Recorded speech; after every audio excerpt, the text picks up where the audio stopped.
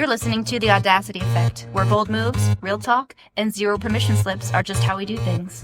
We're Jenna and Kelly, two corporate pros building bigger lives on our terms and helping you do the same. Whether you're launching something new or burning down what no longer fits, we've got stories, strategies, and sarcasm to match. Let's get audacious. Bold moves, real talk, no permission slips. Gotta give him my all. Nobody's gonna tell me what to do with this. There is no blueprint, just my audacity. Done with permission. My dreams might need a pivot, might need a new scheme. Call it Audacity Effect. Hello there. Hello. So we've been sort of talking behind the scenes before we started recording this one, because this is a good one, but it can be a miss if we don't deliver it intentionally. Yeah, we got to be intentional about this one. Yeah. All right. So this one is about, I'm going to lead with the finisher, I guess, and then we'll back into it. Yeah, let's How do about that. So we've talked about this a little bit, I think, on prior episodes, but maybe this is a deep dive, if you will.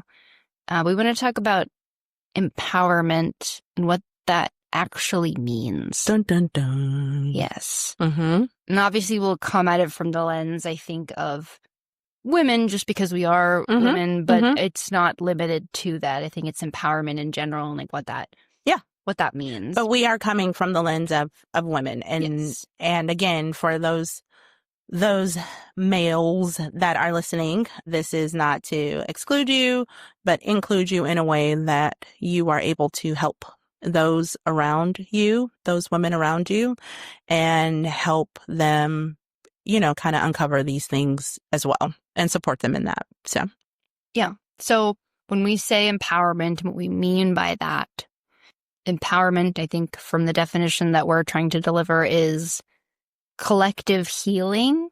It's inclusive. It's not aesthetic. yeah.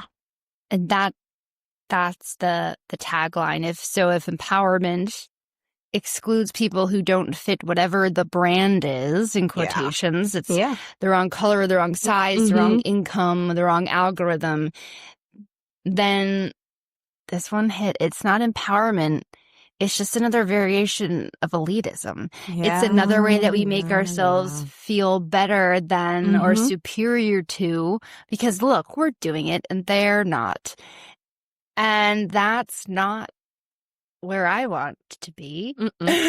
No, neither of us do.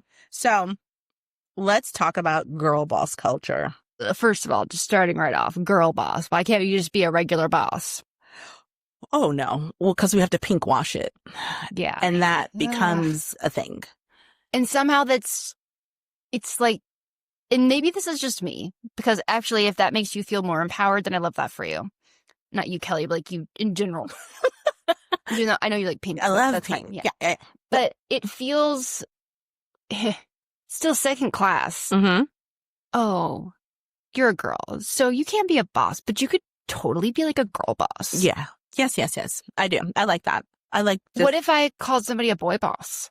we should start doing that more often. Honestly, yes. We like should we start said, doing that like more. it's Taylor Swift's boyfriend. Yes. Oh, look at you, boy boss. Boy boss. Yes. That's that. What would a boy boss wear? So when we kind of get into this, we bought into this as women, this brand of empowerment. Yeah. And what it looks like to be a girl boss in charge. And a lot of times what that looks like is transforming yourself into what looks more masculine. Yes. Socially masculine. And so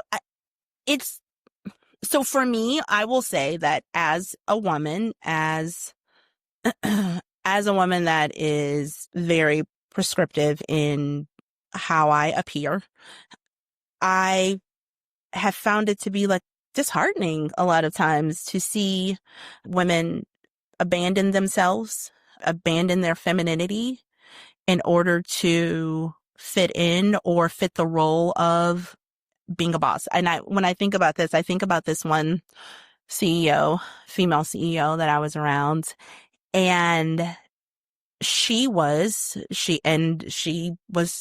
identified as she, her. I'll put that in there. So she was a mom, she was a wife, and she had several kick-ass roles at different companies. And when you spoke to her, you talked to her, you never knew that she was a mom. You never knew that she was a wife. She put all of those titles and things aside. She never talked about that until you got to really know her. But she made sure that wasn't a part of her aesthetic. She dressed very monochromatic, neutral tones, pants, lots and lots of pants on top of pants. In case one pant split, you have pants in the Mini back. Pants. Oh. And suits and flats, shoes, and I'm quaking a little bit with them. I mean, I'm fine with flat shoes, but but still, she abandoned I get it. a lot of. Oh, does she have loafers? Yes. Oh no. I mean, and loafers are fine in some sense, but my God, I mean, it was to a point where she had truly abandoned all traits of her femininity in order to be the boss. Yeah. And it was unsettling because I saw this, and being younger and watching this, like, that is what I thought you needed to do to be a CEO. It probably was at one point. Unless you started your own business, maybe? Maybe, yeah. Or maybe not. I don't know. I mean, sure. I'm going to say yes. Of course it was. And when you think about it, like CEOs of like Cosmopolitan and all the fashion magazines when they were women, like that was one of the things that stood out, is that they didn't prescribe to that. Yes. It was the other end, and they had to be so fashion. Yes. It's like, oh. So, but then I saw another CEO later in my career who was so bohemian. And she led with her feelings. Oh, the other CEO had zero feelings, like no emotions, just very straightforward. But she led with her feelings. She led with her heart. And she was truly like the embodiment of, like, you would think, like, when you think of Mother Earth, like that's what you would see when you think of her. And she, like, curly hair. Yes. And she just frizz. Just sweet and kind, like a kindness that you don't expect in the corporate world. And watching her, I understood, like, oh, like, you truly don't, because I've always thought that I would never make it to like a CEO kind of role. If I wanted to do that, I would never be able to do that because I have feelings and I don't like them, but I have them. And I understand that people have feelings as well. And I would certainly kind of care about people. Yeah, care about people and lead with that. But watching her, I saw that you actually could. And so it just kind of begs to, what do you have to give up in order to be empowered? Like, do you have to give up all that you are as a woman in order to be empowered? Or can you lead with your own true self and still make a mark and make a difference? And that is, I think that's the big question. Like, I can't stand the thought that I would have to abandon who I am in order to fit into a role. No, but I think, and again, can't control everything, right? But as other females, I think we contribute to this culture where, I'm going to be a bit crass for a moment. How many men that are CEOs, or people say, how fuckable are they? Versus if you're a woman and you're remotely attractive, it's how fuckable are you? Yep. And that's part of the conversation, not the formal conversation, right? But it is part of the conversation. It's true. And so even women's empowerment, they, whoever they are, they branded it as, oh, you're a girl boss. You need this blazer. You need these, what is it called? French manicured nails. You need this bag that's super expensive because it's for a female, not a male. Yes. Like, you need this look. And we buy it. We buy it. We buy it. Like, we need to stop. Or we don't. If you like that because you just love it, because you just want it, that's amazing. I love that for you. But I have a lot of blazers in the back of my closet because I bought them when I was younger, Yeah. thinking like, oh, I want a career, so I need a bunch of blazers. I do have a bunch of blazers, but I like to wear them over long maxi dresses and sure. things like that. Right. And they Yes. can totally work when you're fashionable. Yes, but you don't have to just get a blazer. No, you What is don't. it about a blazer? So, you know, you can Yes, you could show up as you. In flowy dresses if you want Mhm, to, mhm, in girly flats, and you can still bring a leader energy. mhm, And maybe that's the difference. Maybe that's what we can sort of work on affecting. I mhm. want to be a leader. I don't want to be a boss. I actually Ooh, have, I love that, Jenna. right? Like when you think of a boss, it's somebody that just is in charge and tells you what to do. And it's a dictatorship. Yes, no emotion. No one says a lot of good things. Oh, my No. boss made me do it. Yeah. No, I want to be a leader. And if I'm a leader does have emotions because they care about the people that work for them. Mhm, And mhm. it's a different aesthetic. It is a different aesthetic. So because I've been, well, kind of on the other side too, where I've worked from home for a very long time. So I was in the corporate world and then worked from home. But I mean, I was working from home and raising a family. And so I was essentially kind of a stay-at-home mom, a work-from-home mom. Mhm. And that aesthetic is an odd one. Yeah. Yeah. Which one do you pick? Which hat do you wear? Because you can't wear both. No. And that is the most, and I will say for someone, and I'm going to stop right here. If your goal and your desire and your dream is to be a stay-at-home mom with your babies, I love that. Do For it. you and your babies, girl, do that. Yep. Or sir, do that. Like, I Yep. love that. For me, that was a big part of who I was and who I am. But also, I have always been incredibly ambitious and I wanted more for myself professionally. Sure. And so the fact that I had kids and was still working from home, like there is no real space for that. And I am not empowering. Who am I empowering? Like I mean, what do you say? I am riding 2 horses with one ass. Like I'm just trying to balance myself there like that. But I haven't heard that, but that sounds painful. yeah, it does sound painful, but that's how it felt. It felt as if I was trying to navigate both spaces equally because You were also a Navy wife, which is that's a whole nother part of it. 3 horses with one 3 ass. horses is one ass. But you know, you're trying to navigate all of these things and prescribe to what you think this is supposed to be and how it's supposed to look. And in actuality, what it should look like is whatever it looks like for you and not what everyone else thinks it's supposed to be. And once I figured that part out, like then I could make changes and make moves and be as comfortable as I could possibly be on all the horses, I guess. She hopped. She was one of those vaulters. Yes, I hopped. I didn't have to ride all day. Yeah. Percherons. Yes. Galloping around.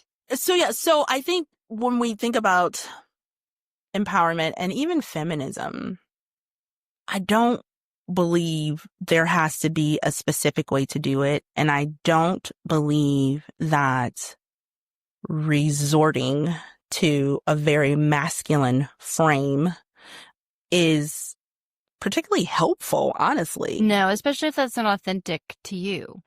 If you were just came out the womb masculine, like you go for it. Yeah, know? I love that.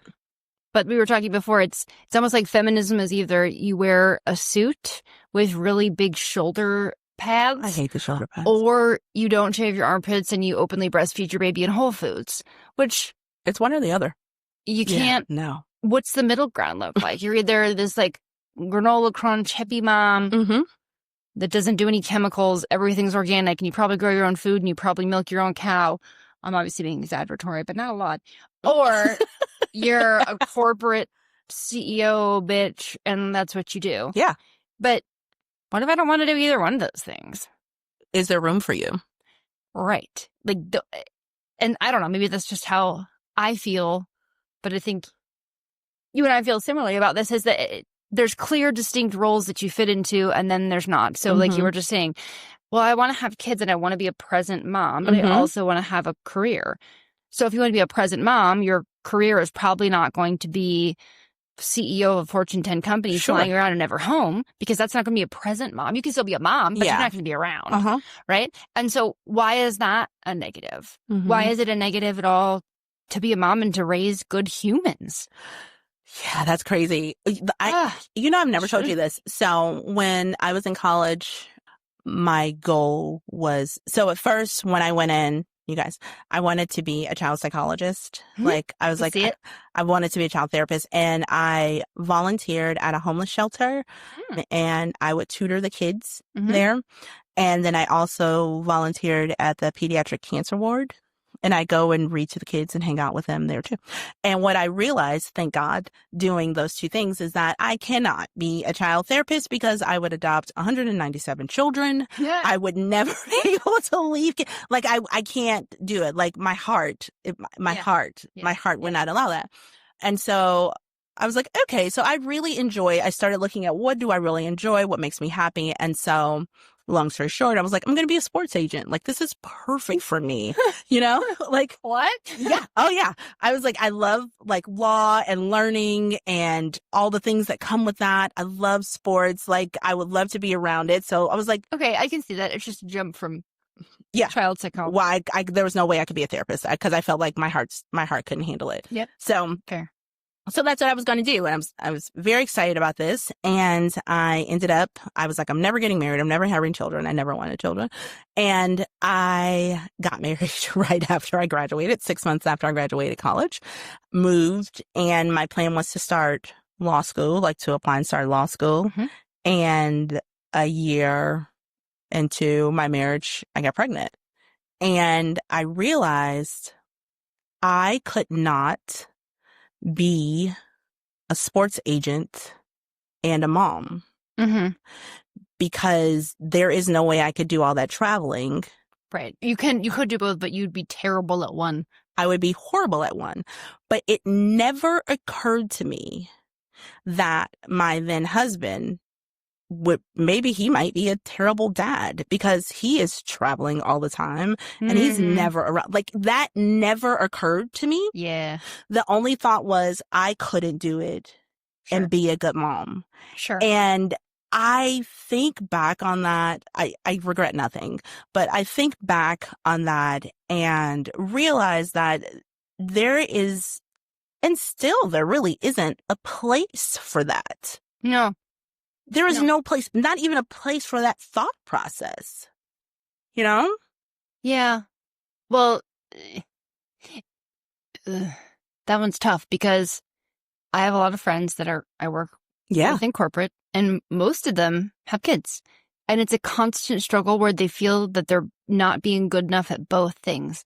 They're not being a good enough Never mom. good enough. They're not, but then they feel guilty when they have to go to their kids' PTA meeting and they Mhm. should be on a meeting. And it's a constant guilt trip.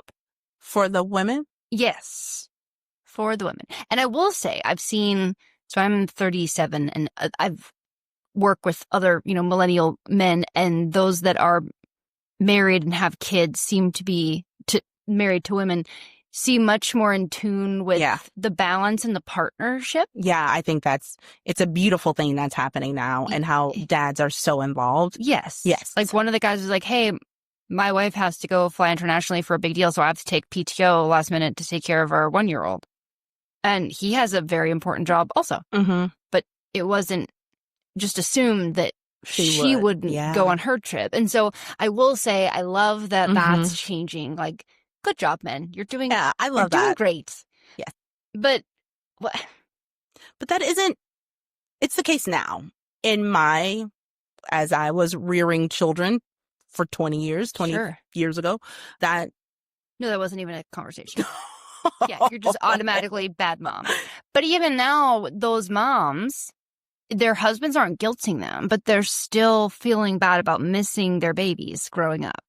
So if I'm being very transparent, one of the reasons I've still decided I don't want kids is because I don't want to find, like, I think I would want to be home with my kid as much as possible if I had a kid. Mhm. That's cool. You just made a freaking Like a whole human, person. dude. Like, it's Yeah. so cool. Like, and the more, as I get older and the more I think about it, I think, oh, God, of course you want to be home with your kid, dude. That's your little human. Yeah. You made that thing. Yeah. Damn, that's kind of cool. It's kind of cool. So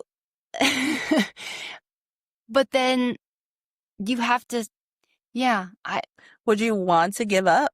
Like, no, yeah. no, I wouldn't. But I know I would want to if I had the kid, but I don't want to. Does that make any sense? Yeah, it makes a lot of sense. It makes a lot of sense. Yeah, it does.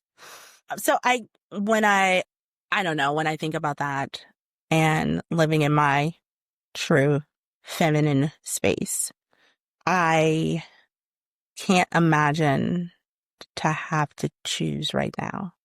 You know? Yeah. I can't imagine to have to choose right now. And I don't know that we should continue to have to choose. Like, God, I just don't I had know. a girl I work with, not even super closely, so it was really meaningful. She called me and she let me know that she was going to be leaving her corporate career because one of her parents has like early dementia and they live in a different country. And she wanted to go spend time. And she's like, I've been not debating, like, what is it? Like wrestling with this decision for almost a year because I want to be with my parent while they still remember me. Yeah. But I'm worried about getting penalized for taking a break from corporate. And this isn't even a kid. This is, a caretaker role. And I said, look, I think that's amazing. You will not regret this because you can never get that time back with that person. Like you said earlier, this company can fire you tomorrow. They don't care about you. But maybe where you're going, or where I think we all need to be going, is as we as women continue to show up, or even if you're not a woman, if you have more of like lead with your feminine energy and you continue to progress up the corporate ladder, I hope we can create space for people that choose to take a pause and go take care of their humans and then come back. What does that have to do with their intelligence, their capability? Yeah. Nothing. But I think that at all. is one piece of the patriarchy that's been, well, men don't leave and go caretake. But they Only should. women do. They should. They should. Yeah. Yes. Yes. So that is still a thing. You take a break for a certain period of time. And I'm going to be super honest. I've been guilty of it. There's someone that will apply and they have a 20-year break on their resume. And they said, I took a break to raise kids. I'm thinking, okay, well, do you know what's going on anymore? Yeah. Maybe that's fair, maybe that isn't. But I think it would be beautiful to get to a place in life where we can create space for women and men to raise their children and to be caretakers and have that not be a penalty on their career. But then I don't know how you do that because you're also 20 years removed from the situation. And it's hard. That one's hard. Yeah, that is a hard one, but it doesn't mean that they are not great at what they do. And that was, if we're being honest, that was something that I fought going back into the corporate world because I was working from home doing direct sales for 10 years. And you remember this, like trying to find a company where I could go into. I wanted to go back into the corporate world. And it was very difficult to find someone that would take a chance on me. And you have maintained a career outside. Yeah. A formal career the entire time, and you had a hard time. And I had a hard time getting back in. And I did that because I wanted to be with my girls. That was really important to me. And as I got older, I was like, okay, like I'm ready to go back into the corporate world. Like I'm ready to do this. Yeah. And I wasn't removed from what was going on in the world or technology or anything at all. Like I was very much up to date and probably a little ahead of a lot of the people I ended up working with. Yep. Yeah. And so, but I had a difficult time because that was not the corporate aesthetic. Like I didn't come in with the corporate aesthetic, and I still don't come in with the corporate aesthetic, but that doesn't negate from the work that I do. Right. It actually, I think it improves the work that I do because I come in with a completely different feel and a look at what's happening. I come from a place I'm able to lead with my heart, which changes things, Yeah. I think I'm different but similar. And I've tried to, if nothing else, lead with an authentic, genuine energy to me and not just take the corporate line and repeat that. I tell my people whatever I can tell them. Well, I'm not supposed to tell you this, but I'm going to tell you this because I don't care. And there's still, this is an interesting one. So there's still people that, let's see, if you were thinking about a stereotypical corporate America situation, you think of big capitalism where there's a few people at the top banking and they want to give you some bullshit. They want to just tell you some shit. And it's really just, oh, let me try and put lipstick on a pig, as they say. It's just to make more money. Whatever decisions they make, it's about money. It's about the stockholders. Yep. And that's it. And honestly, if they would just say that, it would feel better. It would feel better. It would feel better. Because I know what's happening. Like, don't bullshit me. Don't bullshit me. And then why can't you just, so I was having this conversation with multiple coworkers the last couple weeks. They use the fear tactic so much. And I don't understand it. Tell me why they do this, Kelly. Because there's enough research and business literature that's been written by now that you get the best out of your people when they feel safe. I mean, Maslow's hierarchy of needs, man. Yes. You feel safe and secure. So you're going to come with your best self, with your creative ideas. You're going to feel safe to throw out crazy things that might be the next big innovation. And you're going to feel invested in the team and the people that you're with. Or you can create this fear culture where we're going to be laying people off.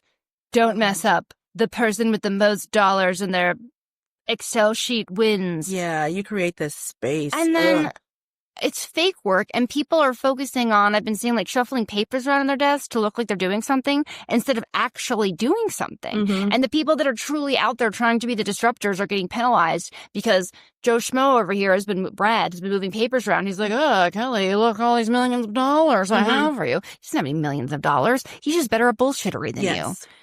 I don't know what that has to do with feminine or masculine energy. I guess that's just the old sort of corporate structure, but so many people cling to it. And people that are millennials, people that have seen what it could be, and then they're still choosing to kind of revert to that.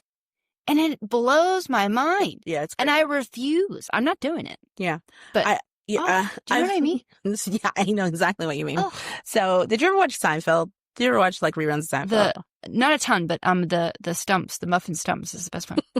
Yeah, that's a really good one. Yeah. So there is one where George has this job and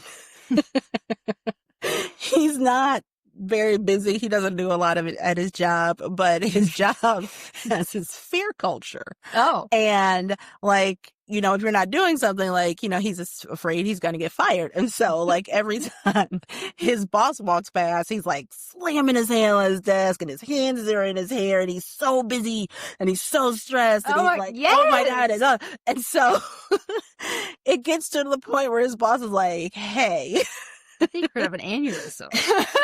I want you to take some time off. Because he's so stressed out. He was like, I've never seen anyone so stressed as you. And so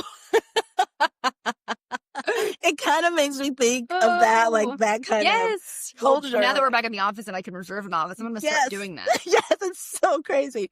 But I honestly, so I will say, and this is just a side note, and just thinking about empowerment, I have walked into an amazing company. Like, I love my job so, so much. And I work for a group of people. I work with a group of people because that's another big thing. We don't work for anyone. I am intentional with that language. Yes. So I work with a group of people that are so incredibly supportive and kind and loving. And I was sick last week, like really sick. And instead of me like pushing through meetings, they were like, why are you still on these Zooms? Like, you're contagion. Could you through the phone. lay down? Like, and take some time. They meant it. They actually meant that. Whereas previously, like taking time off is a sign of weakness. Yeah. And not a sign of strength. So consequently, I'm in a place where I feel utterly empowered. And I have an opportunity to really grow and learn and shine. Yeah. And I feel so safe and comfortable in that. And I would literally run through a brick wall for the people that I work with because they make me feel so secure and so safe. And so I am in a place where they want me to go up the corporate ladder, and they're providing the rungs for said ladder for me to go up. And I don't have to subscribe to anything different. I come in and just me in all pink most days. And I, and if I feel like baking when I go to our team meeting, I do that. And it doesn't seem like anything other than me being authentically me and them accepting me as such. Yep. And so consequently, they get the best out of me. Yes, absolutely. Well, and in my larger org, I don't feel that way. But in our smaller team, we've been talking about this recently because they're sending out associate surveys and all of this. And I said on a meeting recently, I was like, no one cares about stock price and shareholders and the board. They care about showing up for the people that they work alongside every day. And the thing that we have done well, the reason why our smaller team is performing so well in this larger organization is because we have created an environment of true collaboration. Yes. And even again, it's more of a conversation with the females. Well, there's just more of us on the team. But anyway, we've had these pacts where we say, okay, we all know we're workaholics and it's a problem. So we're all going to like pinky promise that we're going to take one Friday off a month, because that will mean if I don't take mine, I know that's going to make you feel like you don't need to take yours. Yeah. And what I do care about is the people I work with. So I might be able to push it off for myself, but I know I'm not going to push it off if it's going to sort of negatively impact them. And so I think empowerment doesn't have to mean you leave corporate and start your own company. It could. It could. Yeah. And if the culture is too toxic, definitely do that. But I do think it's been amazing to be able to build this team with my small group of humans who thankfully is sort of on the same page. And I don't know, maybe we're just making a tiny little dent. Yeah. But it matters, and people see that, and people want to be on our team. And that's why, because we're showing up for each other. Like, I can wear a deer costume and show up in a team meeting and everyone thinks that's great. If you haven't seen Jenna in a deer costume, please go to our socials. It's there. I wrote a welcome poem for the new guy that was joining my team. Oh, yeah. And I wore the deer costume, and everyone was just like, oh, I was taking time. I didn't just like show up day one in the deer costume. Sure. But we have worn it down. Yeah. But to me, that's what a true empowerment culture looks like. It's me telling the other girls on my team that have kids, like, go see your freaking, go to swim class. Yes. Take Friday. Your kids are off this week. Yes. You take the week off. I got you. There's no retribution here. There's no like, oh, take the time off and I really don't mean it. No, freaking take the time off, please. Because then when I want to take time off to go do something with my horse, like I took time off to bring Connor up to Pennsylvania to go to the vet. And I told them with only a week notice. In corporate America, that's crazy. And then I extended the day, and I just texted all of them and I said, hey guys, this is what's going on. And everybody was like, we got you. We'll cover it. Don't even worry about anything. Yeah. And that's beautiful anyway. Yes. But so you can sort of cultivate that. Yeah, you absolutely right can cultivate it. One of the guys on our team has a new baby, and we have a meeting on Monday mornings. And the baby's name is Grant. Hi, Grant. I love you. Baby. He's so cute. But if there isn't a Grant sighting, like, the meeting doesn't get a 10. Like, the rating, because we have a productivity rating at the end of it. And the meeting does not get a 10 if there's not a Grant sighting, because he has his baby right there next to him while he's working. And it's the most beautiful thing. And so when I think about empowerment, especially in the workforce, which is really what we're talking about, you don't have to prescribe to something that doesn't feel authentically you in order for it to be effective. Yep. You don't have to submit to a culture that doesn't feel good to you. You get to make it your own. Get to be a disruptor. Really do. Yeah, you do. Oh, that was my foot. Oh. Okay, guys, we're recording at the table, and I thought that the world's biggest spider just crawled off the table. Oh, that was so agree. And I wasn't sure what to do. That we need to have it. We're going to start recording these, you guys. You should have seen my face. My eyes bugged out, and I just stopped. And I'm like, I don't know if I should stop recording. I don't know. I should tell because she just did it fast. And I was like, that was a big ass spider. Nope, it's just my foot under the But okay, but also I need glasses, so I can't see that well anymore. It's a far-sighted view. And I'm like, I think I should tell Kelly to just slowly stand up and run away, and we're gonna call the exterminator. Okay, sorry about that. We're back. We're back. Yeah.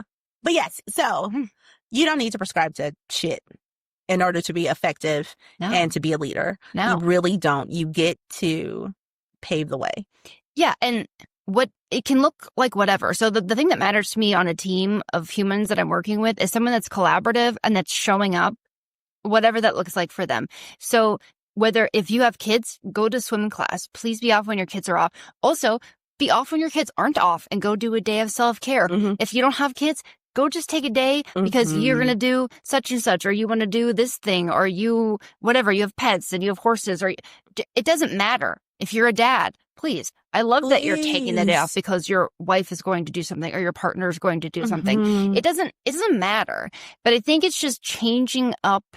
And our team is so high performing, but we're so supportive of each other. Yeah. And I think that is, I just don't understand why so much of corporate America is still sitting on the fear culture. On the fear culture. If you don't show, and I'm like, is it because you guys drove your families away? You don't have one, so you want to make everybody else feel bad because they have one? But I mean, honestly, when I was working at the plant, I remember telling one of the supervisors at the time, I was like, hey, listen, I've got to go. Like, my daughter is sick and I need to be home. Like, I can't be here. And they started to give me shit about it. And I was like, you have children, yes? And you have a wife that stays home with your children? I am someone's mother and wife. I also have said responsibilities, and I have to deal with you. That alone should give me some time, you know? I should get PTO for dealing with your ass. But it's like, it's difficult for people who refuse to subscribe to anything else to see outside of that. But I feel like it is your responsibility to set the pace. Yep.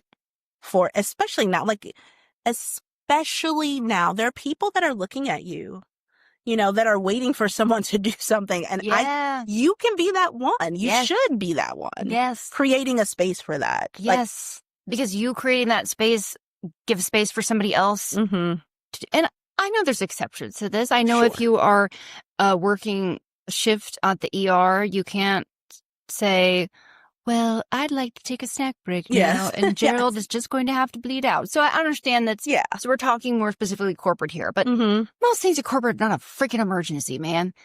Oh, girl. And so even just challenging and raising your hand when your boss says, oh, I need this ASAP, I've started asking, what's the actual date and time that this document is required? Yeah. And they'll be like, oh, well, do you just want it now? Or do you need it now? There's a difference. I will do my best, but I'm not going to create fire culture everywhere just because you want it and you think you're so special and important that you should just get it because you said it. I worked in that fear culture before, and I can tell you that I was not productive at all. I did the bare minimum just to get out and be done with my time, with my work hours. And now I am not in that, and I could literally work 24 hours a day because I'm so excited about the work. Yeah. And I'm so excited about the team, and I want to be there and support them and help them, and everyone feels the same way. And it's just a beautiful scenario. Yeah, and work doesn't have to be awful, and you don't have to lose yourself in order to. It doesn't. And then the other thing to remember, I think, kind of devil's advocate, is your manager, boss, whatever, who you report to. I don't know their complete background. I know some of the things, but perhaps they are just sort of copy pasting what they have seen. Yeah. And so sometimes, and you have to be strategic about it. You can't just come in day one and be like, what are you doing? But try challenging them a little bit, standing up, because maybe they don't see that they're doing this thing and creating this urgency culture.